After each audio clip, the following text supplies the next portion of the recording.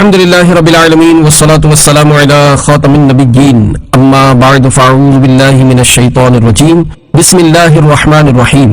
امیر اہل سنت سے قرآن پاک کے بارے میں سوال جواب۔ یہ رسالہ امیر اہل سنت دامت برکاتہم العالیہ سے کیے گئے سوالات اور ان کے جوابات پر مشتمل ہے۔ دعائے جانشین اتار۔ یا اللہ پاک، جو کوئی 17 صفحات کا رسالہ امیر اہل سنت سے قرآن پاک کے بارے میں سوال جواب پڑھ یا سن لے، اس کے دل کو نور قرآن سے منور فرما اور اس کی بے حساب بخشش فرما، آمین بجاہ خاتم النبیین صلی اللہ علیہ وآلہ وسلم۔ درود شریف کی فضیلت۔ فرمان آخری نبی صلی اللہ علیہ وآلہ وسلم، جس نے دن اور رات میں میری طرف شوق و محبت کی وجہ سے 3 مرتبہ درود پاک پڑھا، اللہ پاک پر حق ہے کہ وہ اس کے اس دن اور اس رات کے گناہ بخش دے۔ صلو علی الحبیب صلی اللہ علی محمد۔ سوال: دین اسلام کے بارے میں بہت سی کتب لکھی گئی ہیں، قرآن پاک کے بعد ان ساری کتابوں میں سب سے پہلے کون سی اسلامی کتاب لکھی گئی اور کس نے لکھی؟ جواب: حجت الاسلام حضرت امام محمد بن محمد غزالی رحمۃ اللہ علیہ نے احیاء العلوم میں نقل کیا ہے کہ اسلام میں سب سے پہلے عبد الملک بن عبد العزیز بن جریج رحمۃ اللہ علیہ کی کتاب تصنیف ہوئی، جس میں آثار اور حضرت عطا، حضرت مجاہد اور حضرت عبداللہ بن عباس رضی اللہ علیہم اجمعین کے دیگر شاگردوں سے منقول تفاسیر ہیں۔ یہ کتاب مکہ مکرمہ شریف میں تصنیف ہوئی۔ سوال: پہلے کے دور میں کاغذ موجود نہیں تھے تو اس وقت تحریری کام کن چیزوں پر ہوتا تھا؟ جواب: مختلف چیزوں پر لکھائی ہوتی تھی، جیسے قرآن کریم کو چمڑے، اونٹ کی ہڈی اور درخت کی چھال وغیرہ پر لکھا جاتا تھا، اور بعد میں انہی چیزوں سے قرآن کریم ایک جگہ جمع کر لیا گیا۔ جس وقت حضرت عثمان غنی رضی اللہ عنہ کو شہید کیا گیا، اس وقت بھی آپ کے سامنے چمڑے پر لکھا ہوا قرآن کریم موجود تھا اور آپ اس کی تلاوت کر رہے تھے۔ آپ کے خون کے قطرے قرآن کریم کی اس آیت پر آئے تھے، فَسَيَكْفِيكَهُمُ اللَّهُ وَهُوَ السَّمِيعُ الْعَلِيمُ۔ پارہ 1 سورہ بقرہ آیت 137۔ ترجمہ کنز الایمان۔ تو اے محبوب، ان قریب اللہ ان کی طرف سے تمہیں کفایت کرے گا اور وہی ہے سنتا جانتا۔ آج بھی وہ قرآن کریم اور اس پر خون کے نشانات موجود ہیں۔ بہرحال لکھنے کا سلسلہ بہت پرانا ہے، پہلے تو پرنٹنگ پریس بھی نہیں تھے، اس لیے کتابیں چھپنے یعنی پبلشنگ کا سلسلہ بھی نہیں تھا۔ ایک کتاب کی نقول یعنی کاپیز تیار کرنے کے لیے اسے کئی مرتبہ لکھنا پڑتا تھا۔ ظاہر ہے کہ یہ سب بھی علم کا شوق تھا کہ لکھ بھی لیتے تھے اور یاد بھی کر لیا کرتے تھے۔ اب تو ایک سے بڑھ کر ایک خوبصورت، دلکش اور مختلف رنگوں والی کتابیں چھپ رہی ہیں، لیکن افسوس شوق ختم ہو رہا ہے۔ خاص طور پر دینی کتابیں پڑھنے کا جذبہ بہت کم ہو گیا ہے۔ سوال: کوئی کتابوں کی دکان پر کام کرتا ہو جہاں دنیاوی کتابیں بھی ہوں اور قرآن پاک سپارے اور قاعدے بھی ہوں، تو کیا اسے ہر وقت باوضو رہنا پڑے گا، یا اگر کوئی پاک کپڑا استعمال کرنے کا طریقہ ہو تو وہ بتا دیجئے؟ جواب: قرآن پاک کو بے وضو چھونا گناہ ہے، جبکہ اسلامی کتابوں کو باوضو چھونا افضل و مستحب ہے، اور بے وضو چھونا خلاف اولا ہے۔ اگر بے وضو ہونے کی حالت میں قرآن پاک چھونا ہو تو اس کے لیے اپنے پاس کوئی کپڑا یا رومال وغیرہ رکھ لیجئے، اور جب ضرورت ہو تو اس کے ذریعے اٹھا لیجئے اور رکھ لیجئے۔ اس میں یہ احتیاط کرنی ہوگی کہ ہاتھ یا انگلی کا کوئی بھی حصہ قرآن پاک سے ٹچ نہ ہو۔ دستانے یعنی گلوز پہن کر اٹھانا جائز نہیں ہوگا، کیونکہ دستانے بدن کے تابع ہوتے ہیں۔ سوال: اگر غلطی سے قرآن پاک نیچے تشریف فرما ہو جائے یعنی زمین پر گر جائے اور وضو بھی نہ ہو تو کیا بغیر وضو قرآن پاک اٹھا کر رکھ سکتے ہیں؟ جواب: اگر کوئی رومال یا کپڑا جیب میں ہو تو اس کے ذریعے اٹھا کر رکھ دیجیے، یا پھر ایک صورت یہ ہے کہ کسی نابالغ سے اٹھوا لیا جائے، کیونکہ اس کا وضو نہیں ٹوٹتا۔ امیر اہل سنت دامت برکاتہم العالیہ کے قریب بیٹھے ہوئے مفتی صاحب نے فرمایا، اگر توہین یا بے ادبی کی صورت ہو، جیسے معاذ اللہ قرآن کریم کسی نالی میں گرا ہوا دیکھے، تو ایسی صورت میں فقہاء کرام نے اجازت دی ہے کہ بغیر وضو بھی قرآن پاک اٹھا سکتا ہے۔ سوال: کیا قرآن پاک کی تفسیر کو بے وضو چھو سکتے ہیں؟ جواب: جی ہاں، قرآن پاک کی تفسیر کو بے وضو چھو سکتے ہیں، البتہ جہاں جہاں آیت یا اس کا ترجمہ لکھا ہو بھی عینی ہی اس جگہ اور اس کے پیچھے کاغذ کا جو حصہ ہو اسے نہیں چھو سکتے۔ اس موقع پر مدنی مذاکرے میں شریک مفتی صاحب نے فرمایا، تفاسیر 2 طرح کی ہوتی ہیں، ایک تو وہ جو جدا گانا ہوتی ہے اور تفسیر ہی کہلاتی ہے، جیسا کہ تفسیر جلالین کہ یہ ہمارے ہاں الگ سے ملتی ہے تو اسے بے وضو چھو سکتے ہیں، اور دوسری وہ تفاسیر جو بالکل قرآن پاک کی طرح ہوتی ہیں اور قرآن پاک ہی کہلاتی ہیں، جیسا کہ بیروت سے چھپنے والی تفسیر جلالین، تفسیر خزانہ العرفان اور تفسیر نور العرفان وغیرہ، کہ یہ دیکھنے میں قرآن پاک ہی معلوم ہوتی ہیں، لہذا ایسی تفاسیر کو بے وضو ہاتھ نہیں لگا سکتے۔ حاشیہ: بے وضو، جنب اور حیض و نفاس والی، ان سب کو فقہ و تفسیر و حدیث کی کتابوں کا چھونا مکروہ ہے، اور اگر ان کو کسی کپڑے سے چھوا اگرچہ اس کو پہنے یا اوڑے ہوئے ہو تو حرج نہیں، مگر موضع آیت یعنی آیت کی جگہ پر ان کتابوں میں بھی ہاتھ رکھنا حرام ہے۔ ایک اور موقع پر امیر اہل سنت دامت برکاتہ العالیہ نے فرمایا، تفسیر نعیمی یا تفسیر صراط الجنان یہ مفصل تفاسیر ہیں، انہیں بھی اگرچہ بے وضو چھونا اچھا نہیں ہے، مستحب یہ ہے کہ انہیں بھی باوضو چھوا جائے، مگر کسی نے انہیں بے وضو چھو لیا تو گناہ نہیں ہے، البتہ بے وضو ہونے کی حالت میں انہیں اور کسی بھی دینی کتاب کو چھوتے وقت یہ احتیاط کرنی ہوگی کہ قرآنی آیت یا اس کے ترجمے پر آگے یا پیچھے کہیں سے ہاتھ نہ لگے۔ سوال: اگر کتابوں کی الماری کے ایک پارٹیشن میں قرآن پاک ہو تو اس کے اوپر والے پارٹیشن میں کوئی دوسری دینی کتاب وغیرہ رکھ سکتے ہیں؟ یہ بے ادبی تو نہیں ہے؟ جواب: اوپر نہ کتابیں رکھیں اور نہ ہی کوئی دیگر سامان رکھیں۔ بعض لوگ الماری میں دینی کتابیں رکھتے ہیں اور اوپر دیگر چیزیں رکھ دیتے ہیں، ایسا نہ کریں۔ سوال: جس کمرے میں قرآن مجید ہو اس کی چھت پر چڑھنے میں کوئی بے ادبی تو نہیں ہے؟ جواب: جی نہیں، اس میں کوئی بے ادبی نہیں ہے، ورنہ تو زندگی دشوار ہو جائے گی۔ ہم مسجد کی پہلی منزل پر نماز پڑھنے کے لیے جاتے ہیں تو نیچے قرآن مجید ہوتے ہیں، اسی طرح بلڈنگوں اور پلازوں میں کوئی بھی گھر ایسا نہیں ہوگا جس میں قرآن کریم نہ ہو، تو یوں اس کا کوئی حل نہیں ہے۔ سوال: ریل گاڑی، ہوائی جہاز یا کشتی وغیرہ میں سفر کے دوران قرآن کریم کو کس جگہ رکھیں؟ جواب: ادب کی جگہ رکھیں۔ ایسا بیگ جس کے اوپر پاؤں رکھ کر یا اس بیگ پر ہی لوگ بیٹھ جاتے ہیں تو اپنے ضمیر سے پوچھیں کہ کیا کوئی اس میں قرآن کریم رکھ سکتا ہے؟ لہذا قرآن کریم علیحدہ سے کسی بیگ میں رکھ کر ایسی جگہ رکھیں جہاں بے ادبی نہ ہو، یا اپنے پاس رکھ لیں۔ اگر جزدان میں لپٹا ہوا ہے تو بے وضو بھی اسے ہاتھ میں رکھنے میں حرج نہیں ہے۔ سوال: اگر کسی کو قرآن پاک تحفے میں دیا اور اس نے قرآن پاک میں جو سجدے ہوتے ہیں وہ سجدے نہ کیے تو کیا وہ قرآن پاک کا تحفہ قبول ہوگا یا نہیں؟ جواب: اگر قرآن کریم کا نسخہ کسی کو تحفے میں دیا تو ثواب ملے گا۔ آیت سجدہ پڑھنے سننے کے جو بھی مسائل ہیں ان کے مطابق جب سجدہ کسی پر واجب ہوگا تب اسے سجدہ کرنا ہوگا۔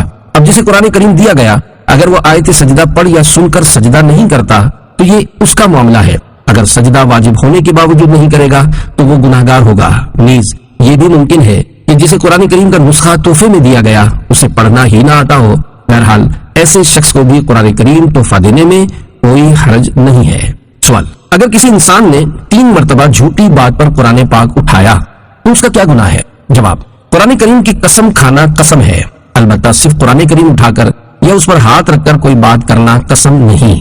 فتاوی رضویہ جلد 13 صفحہ 574 پر ہے، جھوٹی بات پر قرآن مجید کی قسم اٹھانا سخت عظیم گناہ کبیرہ ہے، اور سچی بات پر قرآن عظیم کی قسم کھانے میں حرج نہیں، اور ضرورت ہو تو اٹھا بھی سکتا ہے، مگر یہ قسم کو بہت سخت کرتا ہے، بلا ضرورت خاصہ نہ چاہیے۔ سوال: قرآن کریم کا صفحہ یعنی پیج شہید ہو کر زمین پر تشریف لے آئے تو کیا اسے بے وضو جلدی میں اٹھا سکتے ہیں؟ جواب: وضو نہیں ہے اور نہ ہی پاس کوئی نابالغ بچہ ہے جو اٹھا لے، اور نہ ہی پاس کوئی رومال وغیرہ ہے جسے پکڑ کر اٹھا سکے، اور صورتحال ایسی ہے کہ یہ خود ہی اٹھائے گا تو اٹھے گا، بچنے کی کوئی صورت نہیں ہے تو پھر اسے اٹھانا ہوگا، بھلے بے وضو اٹھا لے اور اس کو ادب کی جگہ رکھے کہ اس کا ادب فرض ہے۔ سوال: ہمارے گاؤں میں بہت سارے قرآن پاک دفن ہیں، پہلے کسی نے نہیں دیکھا تھا، اب ان کے اوپر سے مٹی ہٹ گئی ہے تو یہ قرآن پاک نظر آنے لگے ہیں، ہم ان کا کیا کریں؟ جواب: وہ قرآن کریم بوسیدہ ہوں گے جن سے تلاوت نہیں کی جا سکتی ہوگی، اگر اس طرح کے ہیں جیسے مقدس اوراق ہوتے ہیں تو انہیں وہاں سے نکال کر کسی اور جگہ جہاں لوگوں کے پاؤں نہ پڑیں دفن کر دیں، یا انہیں بورے میں ڈال کر بوروں کو چیرا لگا کر یا کوئی وزن دار چیز ان میں ڈال کر سمندر کے بیچ میں ڈال دیا جائے، پتہ ہونے کے باوجود کہ یہ قرآن کریم ہے ان کو وہیں رہنا دیا جائے، نعوذ باللہ لوگ ان پر چلیں، اس کی اجازت نہیں۔ مساجد میں قرآن پاک بہت زیادہ جمع ہو جاتے ہوں گے تو لوگ وہ قرآن پاک بھی اس طرح دفن کر آتے ہوں گے، حالانکہ اگر وہ پڑھنے کے قابل ہیں اور کسی نے مسجد میں رکھے ہیں تو ان کو دفن کرنا جائز نہیں ہوگا۔ رمضان شریف میں لوگ قرآن کریم کے نئے نئے نسخے لا کر مساجد میں رکھ دیتے ہیں، اس کا یہ مطلب نہیں ہوتا کہ جو پہلے کے رکھے ہوئے ہیں انہیں ٹھنڈا کر دیا جائے کیونکہ وہ پڑھنے کے قابل ہوتے ہیں۔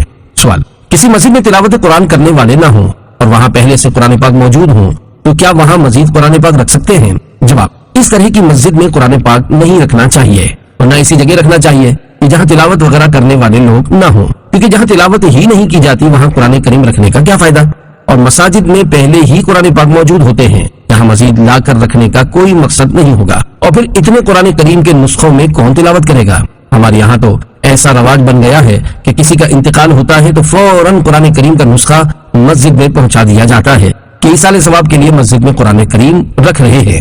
اس سے مسجد کی جگہ بھی گھرتی ہے اور اس کا صحیح استعمال بھی نہیں ہو پاتا، اور پھر لوگوں کو قرآن خوانیوں کا اتنا شوق بھی نہیں ہے کہ روزانہ کی بنیاد پر 150 قرآن خوانیاں ہو رہی ہوں۔ شاید سوئم 10واں اور 40واں ہوتا ہوگا تو قرآن خوانی ہوتی ہوگی، یا نئی دکان کھولی ہوگی تو اس کے افتتاح میں قرآن خوانی کروا لیتے ہوں گے۔ اس طرح کے بعض خاص مواقع ہوتے ہیں جس میں قرآن خوانیاں ہوتی ہیں، یہ اچھی بات ہے۔ سوال: مساجد میں قرآن پاک رکھنے ہوں تو اس کی احتیاط ارشاد فرما دیجیے۔ جواب: مسجد میں قرآن کریم رکھنے ہوں تو مسجد کے امام صاحب سے مشورہ کر لیا جائے، کیونکہ امام صاحب 5 نمازوں میں مسجد ہی میں ہوتے ہیں، ان کو معلوم ہوتا ہے کہ کتنے لوگ قرآن کریم پڑھتے ہیں۔ مشورہ کر لینا اچھا ہوگا، ورنہ اگر پہلے 99 قرآن پاک رکھے تھے تو ایک اور کا اضافہ ہو کر 100 پورے ہو جائیں گے۔ رمضان شریف کے علاوہ اتنے لوگ قرآن پاک پڑھتے نظر نہیں آتے۔ البتہ جو مساجد آباد ہوتی ہیں ان میں کچھ نہ کچھ تلاوت کرنے والے ہوتے ہیں، مگر ان کی تعداد بھی اتنی نہیں ہوتی جتنے قرآن کریم رکھے ہوتے ہیں۔ قرآن کریم بہت سارے رکھے ہوتے ہیں مگر پڑھنے والے 2-4 ہی ہوتے ہیں۔ احمد آباد شریف ہند کی مساجد میں دیکھا تھا کہ ڈھیروں قرآن کریم رکھے ہوئے ہیں، حتیٰ کہ پورے بکس قرآن کریم سے بھرے ہوئے ہوتے ہیں۔ بائنڈنگ کیے ہوئے 30 پارے رکھے ہوتے ہیں اور ان پر گجراتی میں اس طرح کے جملے لکھے ہوتے ہیں: فلاں بھائی نا ایصال ثواب، فلاں بھائی نا طرف تے ایصال ثواب۔ بیچارے کمیٹی والے بھی بے بس ہوتے ہیں کہ جو دینے آیا ہے اسے کس طرح منع کریں، اگر منع کیا تو ان سے لڑے گا کون؟ اس وجہ سے لوگ رکھ دیتے ہیں۔ میں یہ سوچتا ہوں کہ کمیٹی والے اتنے سارے قرآن کریم کے نسخوں کو کس طرح سنبھالتے ہوں گے۔ ہو سکتا ہے یہ قرآن کریم لوگ گھروں میں قرآن خوانی کے لیے لے جاتے ہوں، پھر واپس لا کر رکھ دیتے ہوں، لیکن قرآن خوانی کے لیے بھی صرف ایک ہی سیٹ کافی ہوتا ہوگا۔ اس کے باوجود میں نے کئی سیٹ رکھے ہوئے دیکھے ہیں کہ یہ مرحومین کے ایصال ثواب کے لیے ہیں۔ سوال: اگر مسجد میں قرآن پاک زیادہ تعداد میں جمع ہوں اور پڑھنے والے اتنے نہ ہوں تو ان کا کیا کیا جائے؟ جواب: امیر اہل سنت دامت برکاتہ العالیہ کے قریب بیٹھے ہوئے مفتی صاحب نے فرمایا، اگر ایک ہی مسجد میں اتنے زیادہ قرآن کریم جمع ہو گئے کہ جن کی یہاں پر ضرورت نہیں تھی تو ان کو دوسری مسجد کے لیے دیا جا سکتا ہے۔ امیر اہل سنت دامت برکاتہ العالیہ نے فرمایا، مساجد میں قرآن کریم رکھنے سے بہتر ہے مدارس میں رکھ دیے جائیں۔ جو مدرسین وہاں پڑھاتے ہیں ان سے پوچھ کر ان کو دے دیے جائے کہ آپ یہ قرآن کریم ان بچوں کو دیں جو حفظ کرتے یا ناظرہ پڑھتے ہیں، یا جن کو ضرورت ہو ان کو دے دیں۔ میں سمجھتا ہوں کہ اس طرح بچے ان میں تلاوت کریں گے اور دینے والے کو ثواب ملے گا، ورنہ وہ مسجد میں رکھے ہی رہیں گے۔ کسی کو یہ غلط فہمی نہ ہو جائے کہ قرآن کریم مساجد میں رکھے ہی نہ جائیں، ایسا نہیں ہے۔ پڑھنے والوں کے لیے مساجد میں قرآن کریم رکھنا کار ثواب ہے۔ سوال: مسجد میں قرآن پاک پڑھے ہوتے ہیں جن کو پڑھنے والا کوئی نہیں ہوتا، کیا وہ قرآن پاک ہم کسی کو گھر میں پڑھنے کے لیے دے سکتے ہیں؟ جواب: قرآن پاک کے لیے پڑھے ہوتے ہیں کہ الفاظ بولنا مناسب نہیں ہے، کہ اس میں ادب نہیں پایا جا رہا۔ یوں کہا جائے کہ قرآن کریم تشریف فرما ہوتے ہیں یا قرآن کریم رکھے ہوتے ہیں۔ بہرحال اگر قرآن کریم مسجد کے لیے وقف کیے گئے ہیں تو وہ گھروں میں پڑھنے کے لیے نہیں دے سکتے۔ سوال: کیا قرآن پاک کو خوشبو لگا سکتے ہیں؟ جواب: اگر قرآن کریم کا نسخہ ذاتی ہے تو ایسی خوشبو جس کے دھبے نہ پڑیں اپنے ہاتھ پر لگا کر قرآن کریم پر تعظیم کی نیت سے لگا سکتے ہیں۔ البتہ اگر قرآن کریم کا نسخہ کسی اور کا ہو تو پھر نہ لگائیں، کیونکہ ممکن ہے آپ جو خوشبو لگائیں اس سے دوسرے کو الرجی ہو، نیز یہ بھی ممکن ہے کہ خوشبو کا دھبا پڑ جائے۔ مسجد میں تلاوت کے لیے جو قرآن کریم کے نسخے رکھے ہوتے ہیں ان پر بھی خوشبو نہ لگائیں۔ سوال: اکثر دیکھا ہے کہ قرآن پاک میں خوبصورتی کے لیے مور کے پر رکھے جاتے ہیں، یہ ارشاد فرمائیے کہ قرآن پاک میں مور کا پر رکھنا کیسا ہے؟ جواب: قرآن پاک میں مور کا پر رکھنے میں حرج نہیں، کیونکہ اس میں بے ادبی کا تصور نہیں ہوتا۔ ہم بھی بچپن میں مور کے چھوٹے چھوٹے پر قرآن کریم میں خوبصورتی کی نیت سے رکھتے تھے، البتہ اگر کوئی پورا بنڈل رکھے تو یہ الگ بات ہے۔ سوال: بعض بچے قرآن پاک میں خالی جگہ پر اپنا نام لکھتے اور پھول بوٹے بناتے ہیں، تو ان کا ایسا کرنا کیسا ہے؟ جواب: اگر قرآن کریم کا نسخہ اپنا ذاتی ہے تو خالی جگہ میں نام لکھنے اور عمدہ پھول بوٹے بنانے میں حرج نہیں ہے، جبکہ ایسا کرنے سے نسخے کی زینت خراب نہ ہوتی ہو۔ البتہ جو مدرسے کے وقف شدہ قرآن کریم ہوتے ہیں ان میں نہ نام لکھ سکتے ہیں، نہ لکیر لگا سکتے ہیں، نہ ان کے صفحات موڑ سکتے ہیں، نہ پھول بوٹے بنا سکتے ہیں، اور نہ ہی کوئی ایسا انداز اختیار کر سکتے ہیں کہ جس کی وجہ سے انہیں نقصان پہنچے۔ سوال: اگر برتن میں آیات لکھی ہوں تو اس میں کھانا کھا سکتے ہیں؟ جواب: نہیں کھا سکتے، البتہ باوضو ہو کر شفا کی نیت سے اس برتن میں پانی ڈال کر پیا جا سکتا ہے۔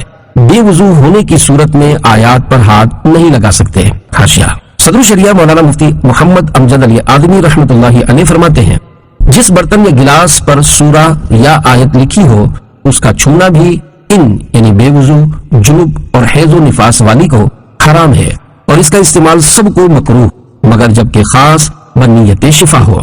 سوال: قرآن کریم میں جگہ جگہ رکوع پورا ہونے پر عین لکھا ہوا ہوتا ہے، اس سے کیا مراد ہوتا ہے؟ جواب: ہو سکتا ہے یہ سن کر آپ کو تعجب ہو کہ یہ اشارہ ہے، اور اس سے مراد امیر المومنین حضرت عثمان غنی رضی اللہ عنہ ہیں۔ یوں اس حساب سے قرآن کریم کا کوئی بھی نسخہ ان کے ذکر خیر سے خالی نہیں ہے۔ سوال: موبائل میں قرآنی آیات کے میسج کو ڈیلیٹ کرنا کیا اس حدیث پاک کے حکم میں آئے گا کہ قرب قیامت میں لوگ قرآن کو مٹائیں گے؟ جواب: لوگ قرآن کو مٹائیں گے یہ میں نے نہیں پڑھا، البتہ اس طرح ہے کہ قرآن اٹھا لیا جائے گا یعنی سینوں سے نکل جائے گا۔ امیر اہل سنت دامت برکاتہ اللہ علیہ کے قریب بیٹھے ہوئے مفتی صاحب نے فرمایا، حضرت عبداللہ بن مسعود رضی اللہ عنہ کے حوالے سے ہے کہ قرب قیامت میں قرآن پاک سینوں سے نکال لیا جائے گا۔ حضرت عبداللہ بن مسعود رضی اللہ عنہ فرماتے ہیں، بے شک یہ قرآن جو تمہارے سامنے موجود ہے ان قریب اسے اٹھا لیا جائے گا۔ ایک شخص نے کہا، یہ کیسے ہو سکتا ہے حالانکہ ہم نے اسے دلوں میں اور صحیفوں میں محفوظ کر رکھا ہے، ہم اپنے بچوں کو اس کی تعلیم دیتے ہیں اور ہمارے بچے اپنی اولاد کو قرآن سکھاتے ہیں۔ آپ نے فرمایا، وہ ایک رات میں چلا جائے گا اور صبح کے وقت لوگ اسے نہیں پائیں گے، اور اس کی صورت یہ ہوگی کہ قرآن دلوں اور صحیفوں سے محو کر دیا جائے گا۔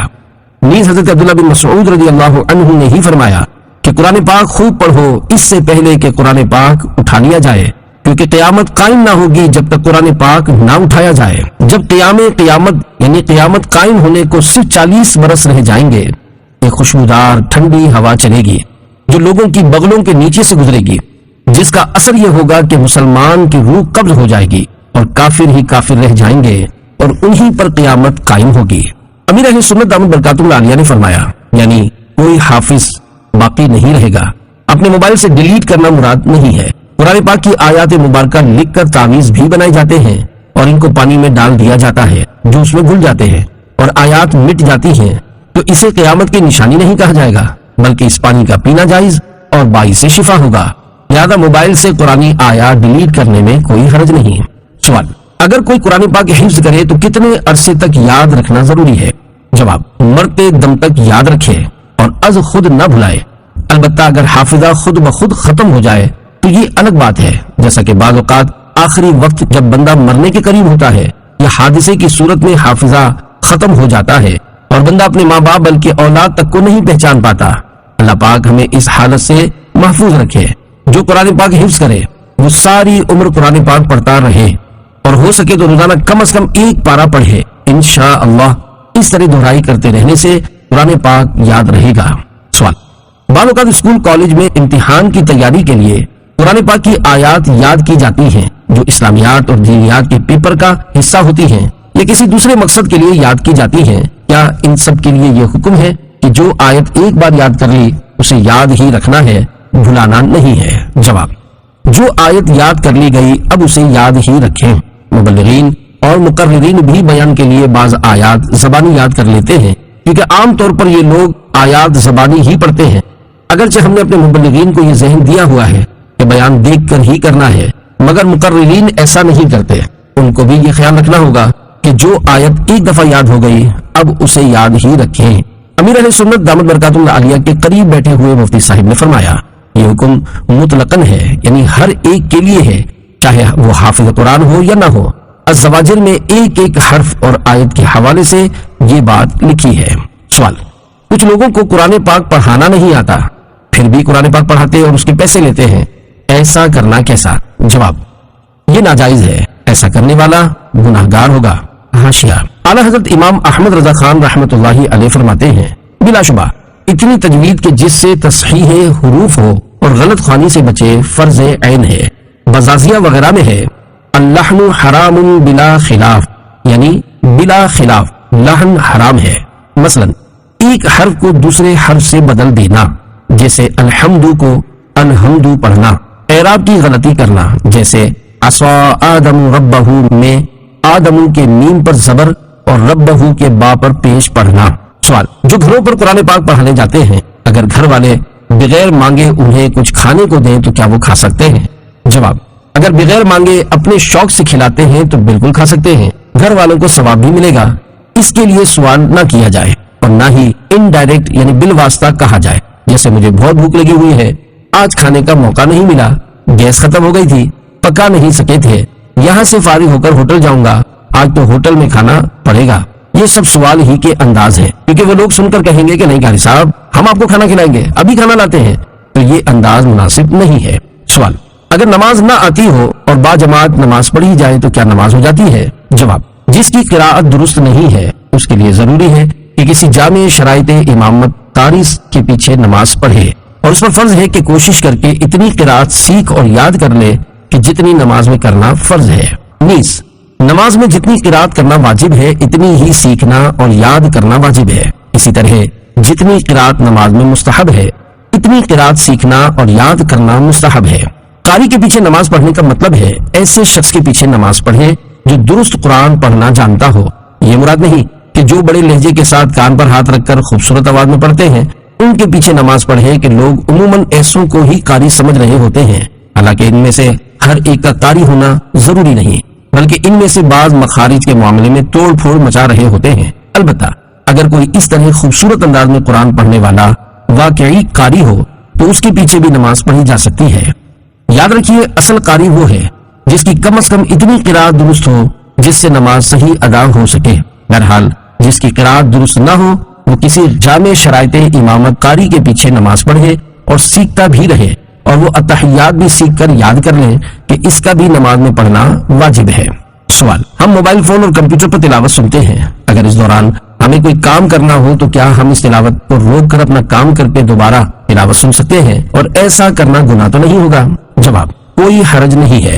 ریکارڈ شدہ تلاوت بند کرنے میں احتیاط کرنے والا میں نے کبھی نہیں دیکھا، عموماً جب بند کرنا ہوتا ہے تو ٹھک کر کے بند کر دیتے ہیں، اگرچہ وہ آیت ادھوری پڑھی گئی ہو اور اس کے معنی کچھ کے کچھ ہو گئے ہوں۔ اسی طرح نعت شریف پڑھی جا رہی ہو تب بھی ادھورا شعر چھوڑ کر بند کر دیتے ہیں، کسی کا یہ ذہن نہیں ہوتا کہ تھوڑا صبر کر لیا جائے اور وہ آیت یا شعر پورا ہونے کے بعد بند کیا جائے۔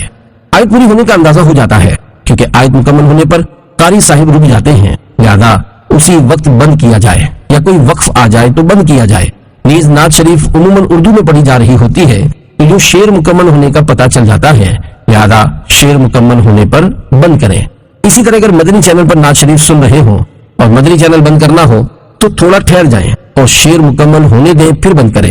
بعضوں کا شعر کا مصرع مکمل ہو جاتا ہے تو معنی بھی پورے ہو جاتے ہیں۔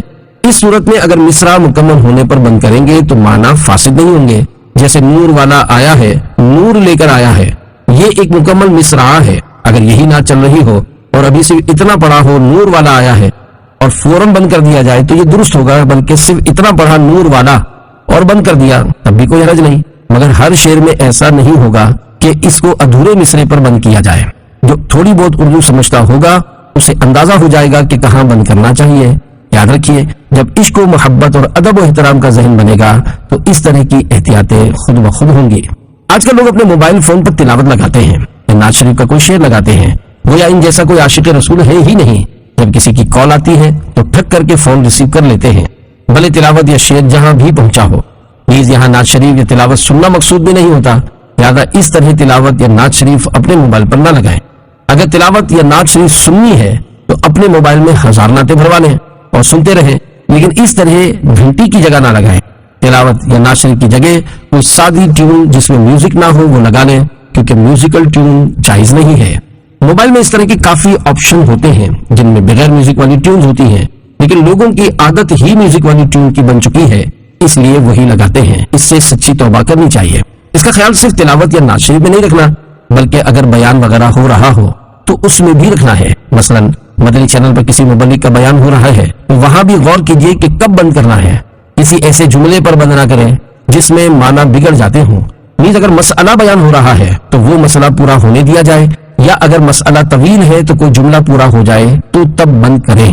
سوال: کیا میموری کارڈ میں موجود ریکارڈ شدہ تلاوت سن کر ایصال ثواب کر سکتے ہیں؟ جواب: ایصال کا معنی پہنچانا اور پیش کرنا ہے۔ جس عمل پر ثواب ملے، مثلا فرائض اور نوافل وغیرہ، تو اس کا ثواب ایصال ہو سکتا ہے۔ میموری کارڈ میں موجود ریکارڈ شدہ تلاوت سنیں گے تو ظاہر ہے ثواب ملے گا، جب ثواب ملے گا تو ایصال بھی ہو سکے گا، لہذا اس کا ایصال ثواب بھی کر سکیں گے۔ البتہ براہ راست تلاوت سننے کا اپنا ثواب ہے، دونوں میں فرق ہے۔ نوٹ: صفحہ 789 کے سوالات اور صفحہ 11 کا دوسرا سوال شعبہ ملفوظات امیر اہل سنت کی طرف سے قائم کیے گئے ہیں، جبکہ جوابات امیر اہل سنت دامت برکاتہ العالیہ کے عطا فرمودہ ہی ہیں۔